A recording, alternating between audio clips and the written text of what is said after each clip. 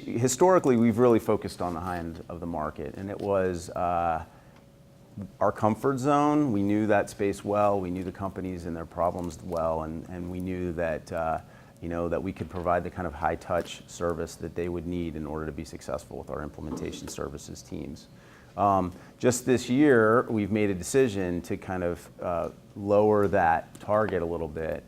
The product has improved a lot, our onboarding processes have matured, we've been able to simplify a lot of things to where we feel like we're able to support customers that maybe don't have the same level of internal resources.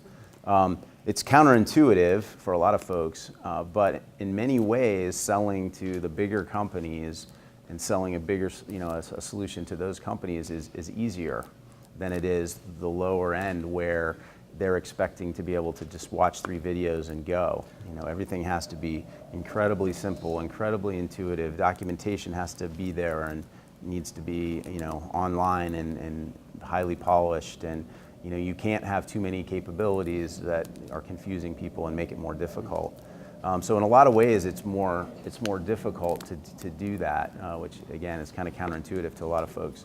But we're starting to move down in that direction and having some pretty good success through a combination of kind of product changes as well as process changes. We have a fairly coordinated lead gen effort, marketing and BDR team that we have evolved to the point now where we have targeted account lists in each segment, whether it's the really big globals, the mid segment we call enterprise, or the commercial, the smaller ones we were just talking about. We have email drip campaigns that target them in a fairly standard way that you would all be really familiar with. We have a BDR team that then follows those up with emails. Probably some of you have gotten those emails and calls.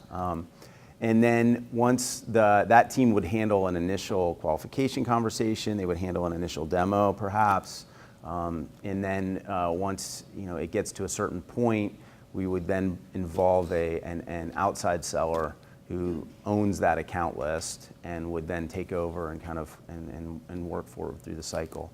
Our typical sales cycles, our typical customer is paying us on average, it's a $200,000 a year kind of right? So we're talking about 500 to 1,000 sellers kind of is sort of common and typical, with a lot that are even bigger.